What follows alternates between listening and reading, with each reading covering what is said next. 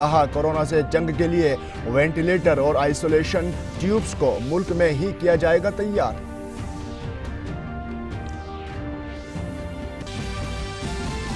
और आलमी इदारे सेहत ने दी अच्छी खबर, गुज़िश्ता 24 घंटों में किसी भी नए मुल्क या नए खित्ते से कोविड-19 के इन्फेक्शन की नहीं है कोई इत्तला।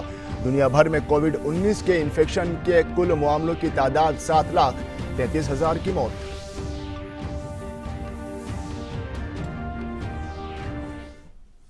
आदाब नाज़रीन, खबरनामे में आपका खैर मकदम है। मैं हूं आपके साथ फ़हीम अहमद।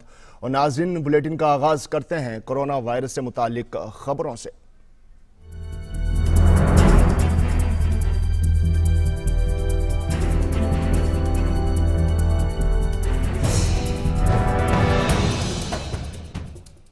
वज़ारत सेहत ने वाज़ेह किया है कि मुल्क में कोरोना वायरस से पैदा सूरत हाल अभी काबू में है। वज़ारत सेहत ने लोगों से पहले से जारी हिदायत पर सख्ती से अमल करने को कहा है। वज़ारत सेहत के जॉइंट सेक्रेटरी लव अग्रवाल ने वाज़ेह किया है कि इस वक्त भारत कोरोना इन्फेक्शन के मकामी ट्रांसमिशन दौर में है। उन्होंने कहा कि अगर हिदायत पर अमल नहीं किया गया तो जो भी नताइज हासिल हुए हैं वो फिर सिफर हो सकते हैं। देश में कोरोना संक्रमण का कम्युनिटी ट्रांसमिशन दौर के शुरू होने की बात का स्वास्थ्य मंत्रालय ने खंडन किया है। स्वास्थ्य मंत्रालय के संयुक्त सचिव लव अग्रवाल ने स्पष्ट किया कि इस वक्त भारत कोरोना संक्रमण के लोकल ट्रांसमिशन के दौर में है। उन्होंने कहा कि इस वक्त आलम यह है कि अगर हम किसी भी सरकारी डॉक्यूमेंट्स में कम्युनिटी शब्द लिख देते हैं तो लोग उसका दूसरा अर्थ निकाल रहे हैं।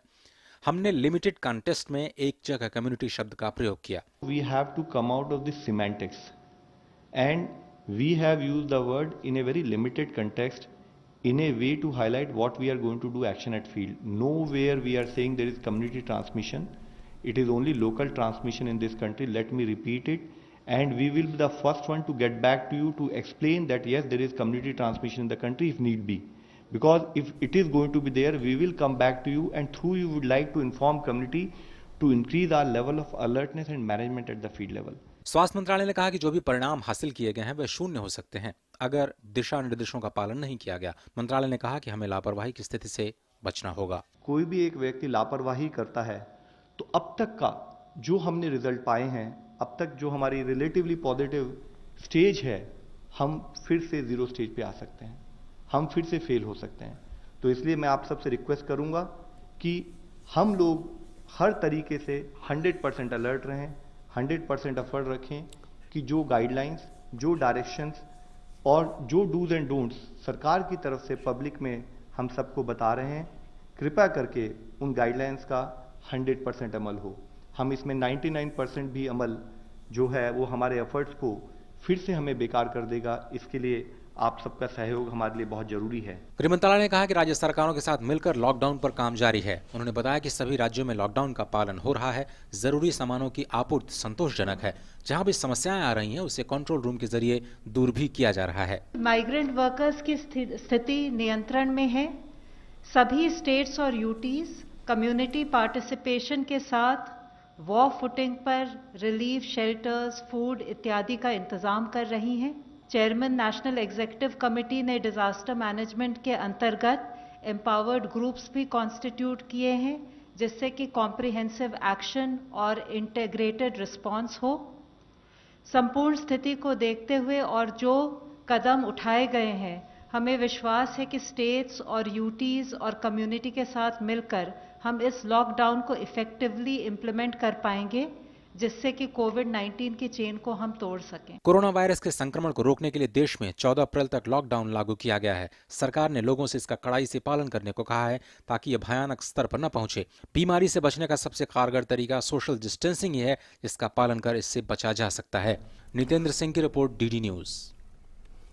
और मुल्क भर में कोरोना को रोकने के लिए तमाम कोशिशें जारी हैं। मुल्क में इस वक्त कोरोना के मामलों की तादाद 1117 हो गई है, जबकि इस बीमारी से 32 अफराद की मौत हो चुकी है। लेकिन साथ ही 101 अफराद को इलाज के बाद छुट्टी दे दी गई है। इन्फेक्शन को रोकने के लिए मरकजी हुकूमत रियासती हुकूमतों के साथ मिलकर तेजी से काम कर रही है। मुल्क भर में लोग भी लॉकडाउन पर सख्ती से अमल कर रहे हैं ताकि कोरोना से होने वाले इन्फेक्शन की जंजीर को तोड़ा जा सके। और कोरोना की वबा से पैदा सूरत हाल के पेश नज़र वज़ीर आज़म नरेंद्र मोदी ने मुल्क भर के समाजी और रूहानी तंजीमों के साथ बातचीत की। उनकी ये बातचीत वीडियो कॉन्फ्रेंसिंग के जरिए हुई। दरअसल वज़ीर आज़म मुसलसल कोविड-19 के तई बेदारी पैदा करने के इरादे से समाज के मुख्तलिफ तबकात और इस जंग में अपना ताउन देने वाले लोगों से बातचीत करके उनका शुक्रिया अदा कर रहे हैं और साथ ही उनकी हौसला अफजाई भी कर रहे हैं। प्रधानमंत्री नरेंद्र मोदी ने कहा है कि सामाजिक संगठनों को अंधविश्वास और दुष्प्रचार से निपटने में बड़ी भूमिका निभानी चाहिए। पीएम मोदी ने वीडियो कॉन्फ्रेंस के जरिए समाज कल्याण के लिए कार्य कर रहे संगठनों के प्रतिनिधियों के साथ ये बात की। उन्होंने कोविड-19 महामारी के बारे में जागरूकता फैलाने की अपील की। प्रधानमंत्री ने कहा कि आस्था के नाम पर लोग भीड़ के रूप में एकत्र होते देखे गए और सामाजिक दूरी बनाए रखने के नियमों का उल्लंघन किया गया। उन्होंने कहा कि संक्रमण के इस दौर में सामाजिक दूरी बनाए रखना बहुत आवश्यक है। प्रधानमंत्री ने कहा कि वायरस के संक्रमण की चुनौती से निपटने के लिए पूरे राष्ट्र ने अत्यधिक धैर्य और सहनशीलता दिखाई है। महात्मा गांधी मानते थे कि राष्ट्र की सेवा के लिए गरीब और निम्न वर्ग के लोगों की सेवा करना ही राष्ट्र सेवा का श्रेष्ठ तरीका है। महात्मा गांधी के इन शब्दों को याद करते हुए प्रधानमंत्री ने मानवता की सेवा कर रहे सामाजिक संगठनों के समर्पण और प्रतिबद्धता की सराहना की। प्रधानमंत्री ने कहा कि संगठन की 3 विशेषताएं हैं: मानवीय दृष्टिकोण, व्यापक पहुंच और जनता से संपर्क और सेवा करने का नजरिया। उन्होंने कहा कि इन विशेषताओं की वजह से सामाजिक संगठनों का भरोसा किया जाता है। उन्होंने कहा कि राष्ट्र अभूतपूर्व संकट का सामना कर रहा है, इसलिए अब इन संगठनों और उनके संसाधनों की पहले से कहीं ज्यादा आवश्यकता है। प्रधानमंत्री ने सुझाव दिया कि ऐसे संगठनों को गरीबों की बुनियादी जरूरतें पूरी करने में बड़ी भूमिका निभानी चाहिए। वे चिकित्सा सुविधाओं और अपने स्वयं सेवकों को रोगियों और जरूरतमंदों की सेवा में समर्पित कर सकते हैं। प्रधानमंत्री ने कहा कि कोविड-19 की चुनौती से निपटने के लिए राष्ट्र को लघु अवधि के उपायों और दीर्घावधि की सोच की आवश्यकता है। समाज कल्याण संगठनों के प्रतिनिधियों के मौजूदा जटिल स्थिति से निपटने में प्रधानमंत्री के नेतृत्व की सराहना की। समाज कल्याण संगठनों के प्रतिनिधियों ने मौजूदा जटिल स्थिति में निपटने के लिए पीएम मोदी के नेतृत्व की सराहना की है। उन्होंने सरकार के अति सक्रिय उपायों की भी प्रशंसा की जो वायरस को फैलने से रोकने में प्रभावी रहे। उन्होंने कहा कि समाज कल्याण संगठनों के स्वयंसेवक संकट के इस दौर में राष्ट्र की सेवा में पूरी तरह से समर्पित हैं। डिजिटल माध्यमों के जरिए जागरूकता अभियानों, आवश्यक वस्तुओं, खाद्य सामग्री, सैनिटाइजर्स, दवाओं और दूसरी चिकित्सा सहायता के माध्यम से कोविड-19 की चुनौती से निपटने के बारे में भी चर्चा की गई। पीएम ने दोहराया कि कोविड-19 से निपटने के लिए जागरूकता फैलाना, बुनियादी जरूरतें पूरी करने के लिए गरीबों और जरूरतमंदों की सहायता करना, चिकित्सा सुविधाओं का प्रावधान और सेवा के लिए स्वयं सेवकों का समर्पण बहुत जरूरी है। पीएम मोदी ने चिकित्सा और वैज्ञानिक सलाह देने और दुष्प्रचार से निपटने के महत्व पर बल दिया। पीएम ने इस महामारी की चुनौती का सामना करने के लिए एकजुट होकर के काम करने की आवश्यकता पर भी जोर दिया है। Bureau report, DD news. और नाज़रीन, वज़ीर आज़म ने दुनिया में काम करने वाले भारतीय सफ़ीरों और हाई कमिश्नरों से कोविड-19 की सूरत हाल और हल के वीडियो कॉन्फ्रेंसिंग के जरिए बातचीत की। बातचीत के दौरान वज़ीर आज़म ने तमाम सफ़ीरों से अपील की कि वो दुनिया के मुतअद्दिद ममालिक में लॉकडाउन की वजह से फंसे हुए भारतीय शहरियों का ख्याल रखने के लिए हर मुमकिन इक़दाम करें। बातचीत के दौरान वज़ीर आज़म ने मुश्किल के वक्त कई ममालिक में फंसे भारतीय शहरियों को वतन लौटने में की गई मदद की सताइश करते हुए सिफारत खानों में काम करने वाले तमाम शहरियों को अपना और अपने अहल खाना का ख्याल रखने की अपील की। उन्होंने ये भी अपील की कि इस आलमी वबा के वक्त दुनिया के तमाम ममालिक के साथ तालमेल मजबूत रखें। दरअसल वज़ीर आज़म मुसलसल अलग अलग खित्तों के लोगों के साथ बातचीत कर रहे हैं। मरकजी हुकूमत ने किसानों के जरिए बैंकों से लिए गए काबिल अदा तमाम कलील मुद्दती फसल कर्ज के लिए अदायगी की मुद्दत 31 मई तक बढ़ाने का फैसला किया है, जो 1 मार्च से 31 मई के दरमियान काबिल अदा या काबिल अदा होंगे। अब किसान 31 मई तक अपने फसल कर्ज को बगैर किसी इजाफा सूद के सिर्फ 4% सालाना शरह सूद पर अदा कर सकते हैं। हुकूमत बैंकों के जरिए किसानों को रियायती फसल कर्ज पर बैंकों को 2% सालाना सूद मुआफ़ी और किसानों को वक्त अदायगी पर 3% इजाफी फ़ायदा दे रही है। मरकजी वज़ीर सेहत डॉक्टर हर्षवर्धन ने कहा है कि मुल्क के साइंसदां कोविड-19 के जांच किट, दवा और वैक्सीन तैयार करने की सिमत में काम कर रहे हैं। IMR CSIR के साइंसदानों के साथ एक जायजा मीटिंग में वज़ीर सेहत ने कहा कि मरकजी हुकूमत ने शुरुआत से ही बचाव के तमाम एहतियाती इक़दामात उठाए हैं। भारत किसी भी दृष्टि से किसी भी बात में दुनिया से कम नहीं है। और जहाँ तक कोविड-19 का प्रश्न है, आप सब जानते हैं कि दुनिया में सबसे पहले कोविड-19 से देश के लोगों को बचाने के लिए काम अगर शुरू किया किसी देश ने तो भारत ने किया। अभी हम अपने वैज्ञानिकों को कहा है कि रिसर्च के मोड में जाने के लिए इंतज़ार मत करिए कि कब ये त्रासदी ख़त्म होगी। त्रासदी भी चलती रहेगी, लोगों को बचाने का काम भी चलता रहेगा और उसके साथ साथ जो रिसर्च का काम है वो भी पूरे जिसे कहते हैं डायनेमिक मोड के अंदर उसको चलाते रहना है। और नाज़रीन, इसी सिलसिले में आइए मज़ीद तफसीलात जानते हैं हमारे नुमाइंदे अरुण शर्मा से। जी अरुण, मरकज़ी हुकूमत ने कहा है कि कभी हमारे यहाँ जो कोविड है वो फर्स्ट स्टेज यानी मकामी सतह पर है, और इसके अलावा जो है वज़ीर सेहत ने भी कहा है कि CSIR जो है और जो DRDO है वो तमाम आलात जो हैं बहुत जल्द बाजार में लाने वाली है। बाकी क्या ताज़ा आपके पास मज़ीद तफसीलात हैं? देखिए, अगर हेल्थ की बात करें यानी कि स्वास्थ्य की बात की जाए तो हेल्थ मिनिस्ट्री ने जाहिर तौर पर कई सारे इनिशिएटिव्स जिससे कि एक तरफ टेस्टिंग की प्रक्रिया को काफी हद तक लोगों तक पहुंचाया जा सके। दूसरी बात, कल जो प्रेस कॉन्फ्रेंस हुई थी उसमें साफ तौर पर हेल्थ मिनिस्ट्री ने कह दिया था, क्लैरिफाई किया था कि अभी जो भारत है वो लोकल ट्रांसमिशन की स्टेज में कोई भी या किसी भी तरह का कम्युनिटी ट्रांसमिशन नहीं हुआ है। दूसरी बात, DRDO ने जो पहला जिसे कह सकते हैं मेक इन इंडिया इनिशिएटिव जिसे कहा जाता है, तो DRDO ने जो टेस्ट किट को डेवलप किया है जो कि काफी सस्ते के अंदर काफी किफायती दाम के अंदर टेस्टिंग मुहैया कराएगी। तो ये भारत के रिसर्च और हेल्थ सेक्टर के लिहाज से काफी बड़ी बात निकल करके आती है। और जैसे कि कल जो हेल्थ मिनिस्ट्री की प्रेस कॉन्फ्रेंस में साफ तौर पर कहा गया था कि लोकल ट्रांसमिशन अभी हुआ है, यानी कि जिस तरह से कंट्रोल किया गया, यानी कि आप इसको इस तरह से देखिए कि 12 दिन के अंदर 100 पेशेंट्स जो थे, जो पॉजिटिव केसेस थे, वो बढ़कर के 1000 के आसपास होते हैं, यानी कि सिर्फ 1000 तक ही पहुंच पाते हैं। अगर आप दूसरी डेवलप कंट्रीज में देख लीजिए, चाहे इटली हो चाहे US हो, ये 10 दिन के अंदर इनके जो केसेस देखे तो 8000 तक पहुंचे हैं। तो भारत ने अपने आप को काफी कंट्रोल करके रखा। जिस तरह से प्रधानमंत्री नरेंद्र मोदी ने जो 21 से 21 दिन का लॉकडाउन करने की जो बात कही है, इससे काफी फायदा हुआ है चेन रिएक्शन को रोकने के अंदर। ये नहीं फैला है। अगर आप इसी को कंपेयर करें दूसरे देशों से तो उसमें 8000 तक केसेस बढ़े हैं एक दिन 10 दिन के अंदर। भारत में महज 100 केसेस से 1000 तक पहुंचे हैं। तो ये भारत की एक बड़ी जीत कहा जा सकता है कोरोना वायरस के खिलाफ जंग के अंदर। जी अनुराग, बिल्कुल आपने अरुण बिल्कुल सही कहा है कि जो ये हुकूमत का बयान है कि अभी हमारे यहाँ जो कोविड-19 है वो मकामी सतह पर है यानी लोकल सतह पर है, ये बहुत अच्छी खबर है। इसके अलावा वज़ीर आज़म अलग अलग शोबे के यानी डिपार्टमेंट के लोगों से बात कर रहे हैं, उनकी हौसला अफजाई भी कर रहे हैं। और अभी कल ही जो है वज़ीर आज़म ने जो वहाँ कमिश्नर्स हैं या जो एम्बेसडर्स हैं अपने मुल्क के दूसरे ममालिक में, उनसे बात की। इसके बारे में क्या आप तफसीलात रखते हैं? देखिए, प्रधानमंत्री नरेंद्र मोदी लगातार वीडियो कॉन्फ्रेंसिंग के माध्यम से उन तमाम लोगों से बातचीत कर रहे हैं, संपर्क साध रहे हैं जो कि डायरेक्ट स्टेक होल्डर्स है कोविड-19 को रोकने की दिशा के अंदर। कल सबसे निकल करके ये आई कि प्रधानमंत्री ने 2 खास स्टेक होल्डर से बात की। एक तो जो स्पिरिचुअल गुरुज या फिर जो सोशल ऑर्गेनाइजेशन हमारे देश के अंदर हैं उनसे उन्होंने संवाद स्थापित किया, और दूसरा उन्होंने जो इंडियन डिप्लोमैट्स हैं जो कि दुनिया भर के अंदर मौजूद है उनसे बातचीत की।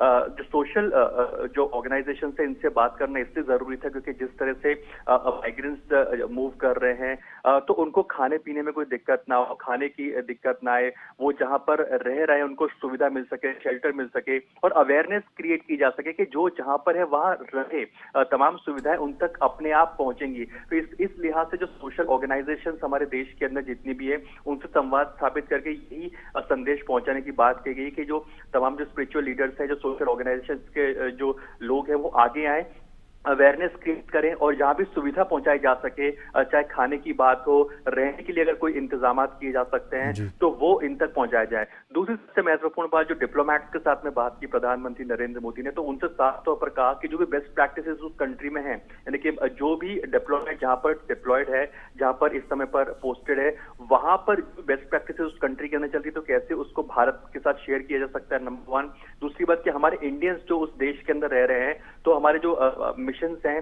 वो कैसे ये इंश्योर कर सकते हैं कि वो सेफ रहें, सुरक्षित रहें और साथ ही साथ उनको किसी भी तरह की दिक्कत ना हो। तो हमारे जो एम्बेसीज हैं, हमारे जो मिशंस हैं वो किस तरह से इनको इंश्योर कर सकते हैं, उनकी सेफ्टी का ध्यान रखने का।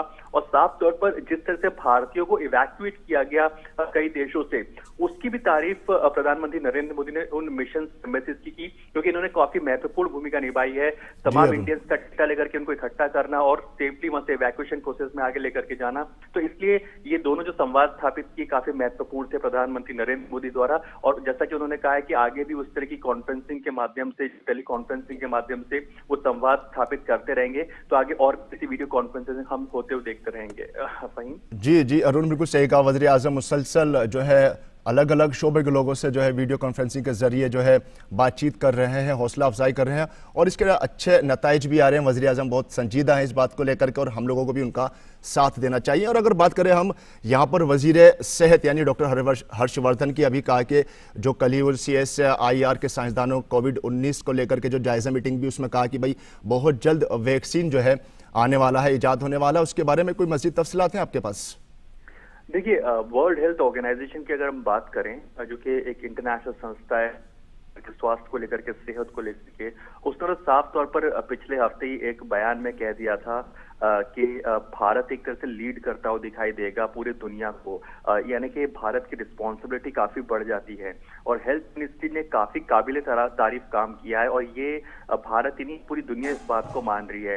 फहीम, आप इसको इस बात से समझिए कि भारत के अंदर जो 130 करोड़ की आबादी है उसमें अभी तक जो पॉजिटिव केसेस पाए गए हैं वो 1000 के आसपास हैं इस समय पर। और आप ये देखिए कि हमने जब से लॉकडाउन अनाउंस किया, यानी आप ये देखिए कि चाइना में जब पहला केस पाया गया था, चाइना में जब कोरोना वायरस की बातें आई थी, उसके अगले ही दिन ज्वाइंट सेक्रेटरी लेवल की मीटिंग भारत के अंदर हेल्थ मिनिस्ट्री के अंदर शुरू हो जाती है कि अगर कोविड-19 भारत में आता है तो क्या हमारी तैयारियां होंगी।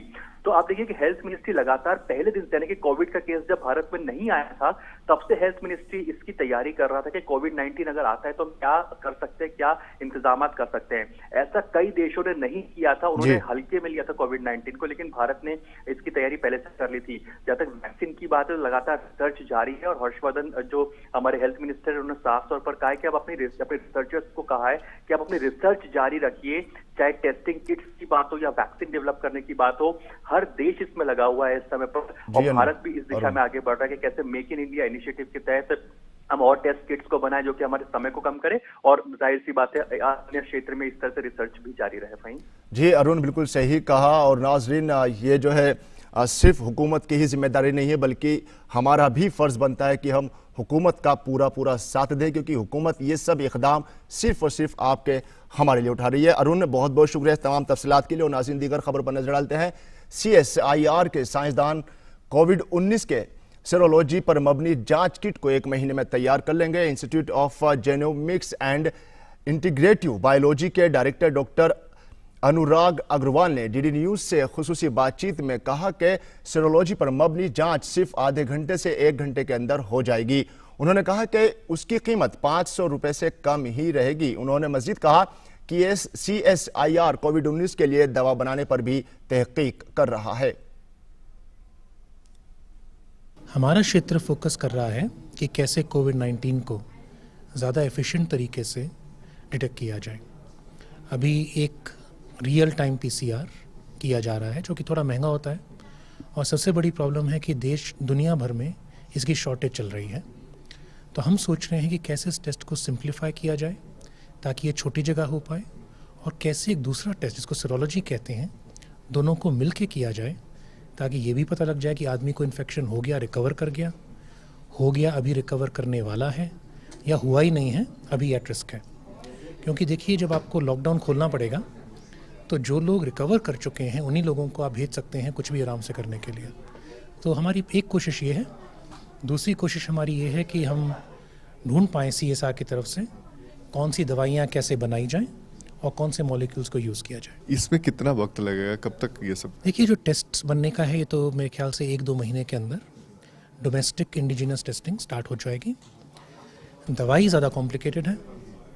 दवाई का पता लगने में कि वो काम करती है या नहीं करती, उसके लिए क्लिनिकल ट्रायल करनी पड़ती है। क्लिनिकल ट्रायल का रिजल्ट आने में महीने लग सकते हैं। कितने टाइम में आएगा और क्या कॉस्ट होगा? डायग्नोस्टिक मेरे हिसाब से जो हम सोच रहे हैं सेरोलॉजी के और चीपर न्यूक्लिक डायग्नोस्टिक, ये पक्का 500 रुपये के नीचे होंगे और मेरे ख्याल से अगले 1.5-2 महीने के अंदर अंदर आपको मार्केट में आते हुए नजर आएंगे। और टाइम कितना लगेगा टेस्ट? सेरोलॉजी का टेस्ट तो 5 से 10 मिनट में हो जाता है।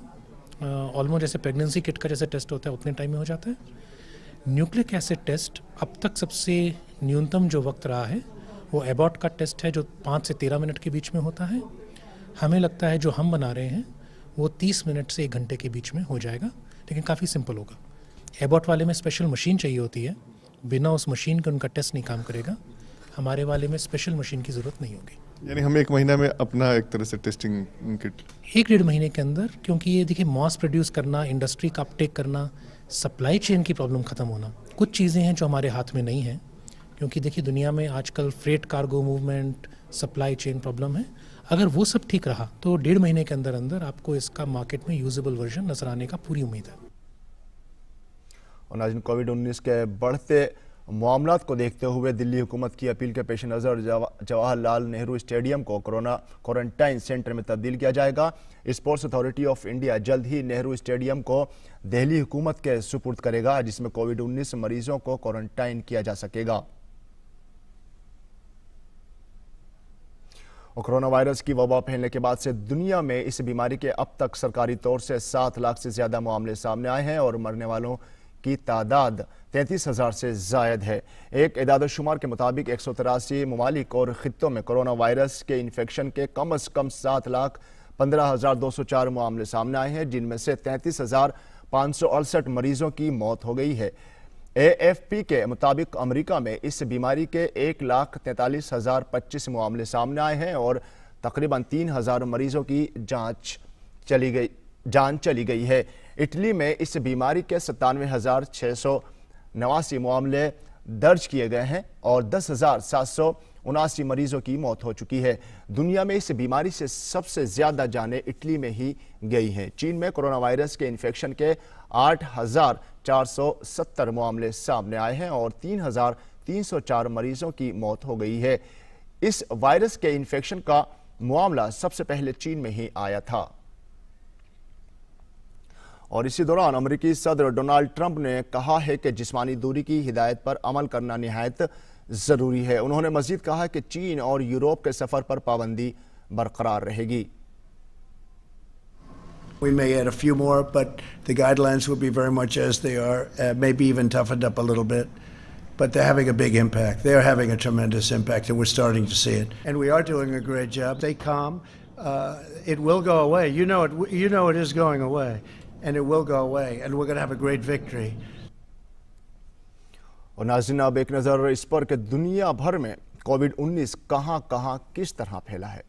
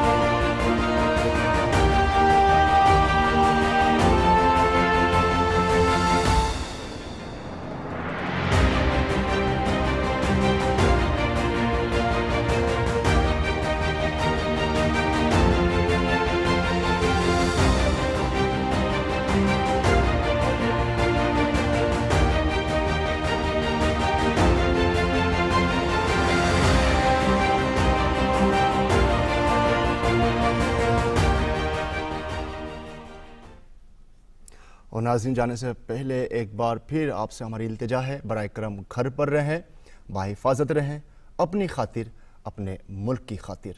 आदाब।